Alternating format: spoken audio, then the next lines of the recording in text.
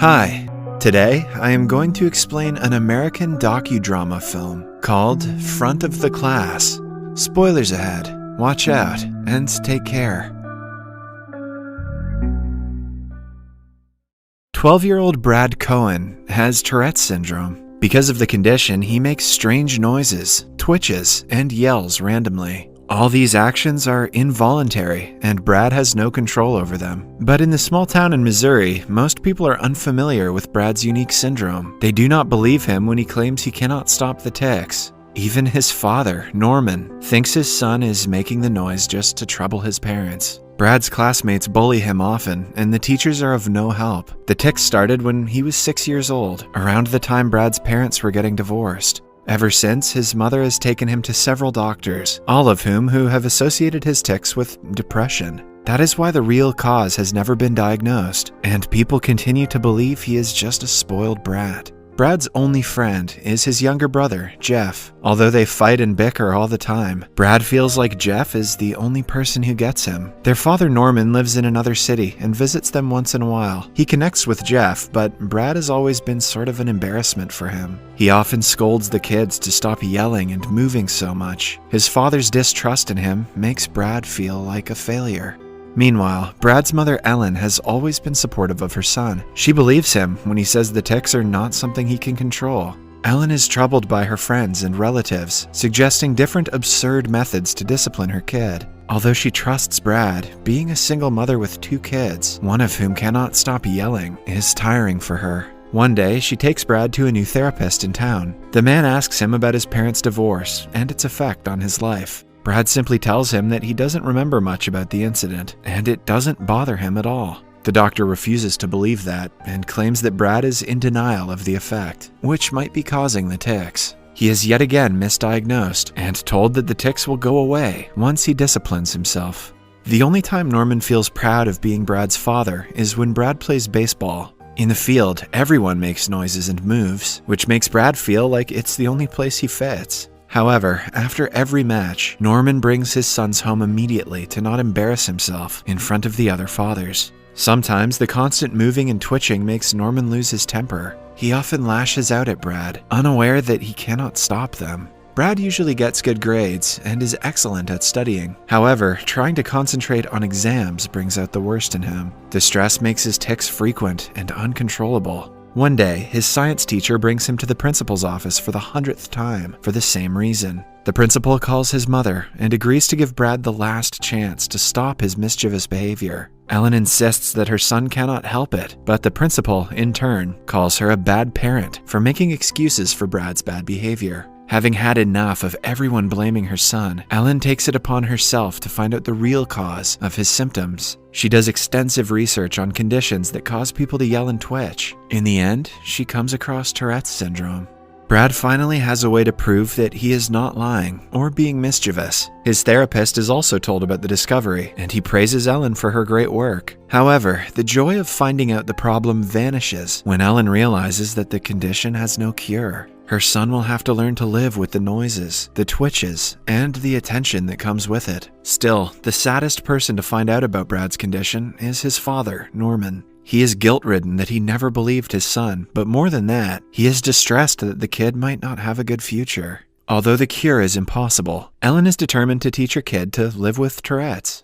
One day, she takes him to a support group for people with the same syndrome as him. Meeting them was supposed to make Brad feel better, but it makes him feel quite the opposite. He feels like he's seeing himself from other people's eyes, and he doesn't like the view. Moreover, he finds out that everyone in the room has given up on their lives. The kids are homeschooled, while the adults get work-from-home type jobs. The experience is awful for Brad, but it is also the defining moment in his life. Starting that day, he makes it his mission to not be like the people from the support group. He promises to be his own person and never let the disability hold him back. Even after he changes schools in 7th grade, not much progress is seen in how people treat him. The teachers always send him to the principal, and the classmates make fun of him. That is, until the principal finds out about Brad's condition and invites him to the stage during a school program. Brad is asked to explain his syndrome to the audience and explain what they can do to help. After finding out that he actually cannot help but make the noises, people start being more sympathetic towards him. His life is never the same again.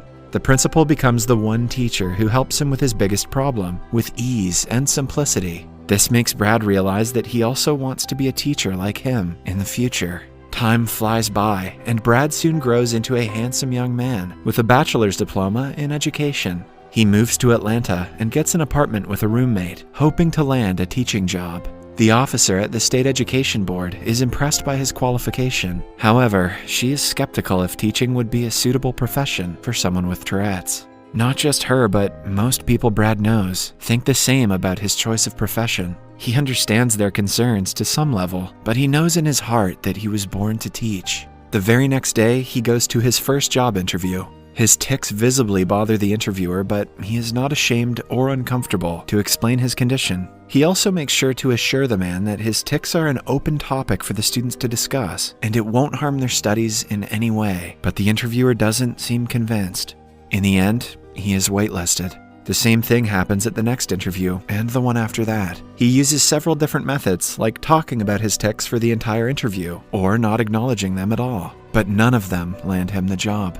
To take his mind off of things, his roommate sets him up on a blind date. He meets a girl at a bar and is instantly attracted to her. The only problem arises when people around them stare at them because of Brad's tics. By the end of the night, his date is visibly uncomfortable to be seen with him. It turns out that Brad has never landed a second date with any woman. He still hopes that one day he will find someone who can see him past his tics. Brad's father owns a construction business in Atlanta and is ready to help him with money until he gets a job. But Brad doesn't want to accept favors from Norman. The man still thinks that Brad cannot survive as a teacher and voices that opinion every chance he gets. After 25 failed attempts at job interviews, Brad has a mental breakdown in his car. He feels hopeless and broken.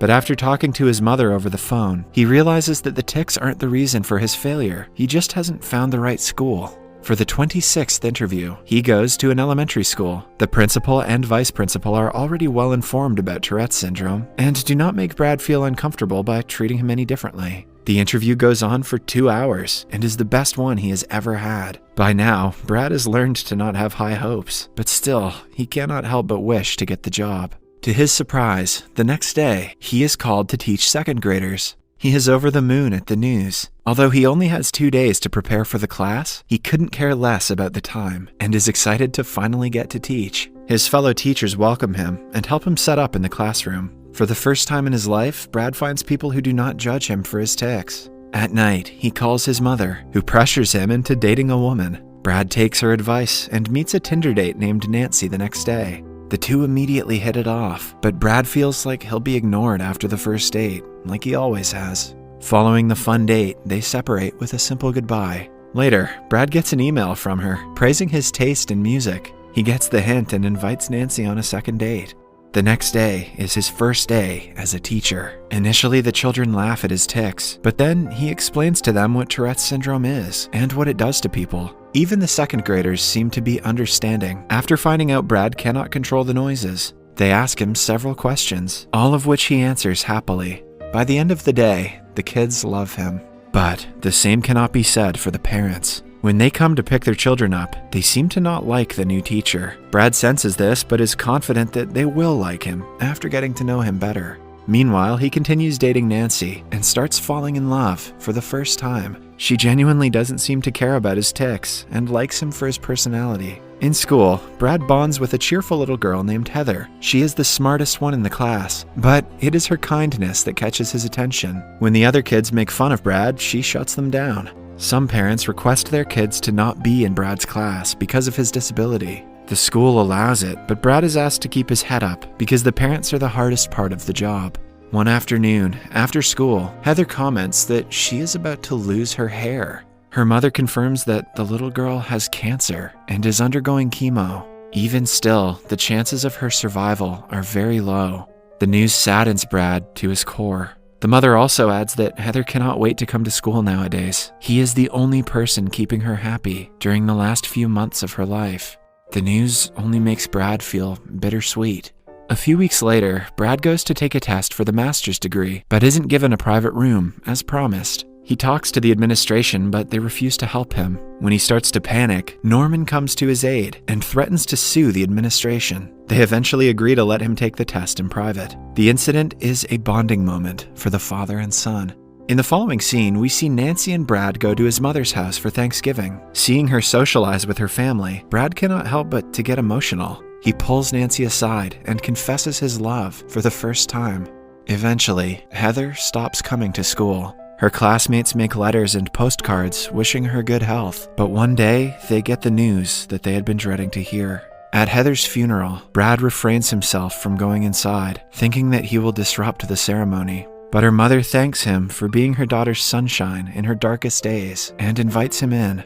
A few months later, Brad's life is running smoothly. He has a loving girlfriend, a good relationship with his father, and a job that he loves. Then, one day, he is called to a school meeting and informed that he is being awarded Sally Mae's First Teacher of the Year. On the night of the event, Brad gives a heartfelt speech that everyone loves. The movie ends with a message that we should never let any obstacle stop us from pursuing our dreams.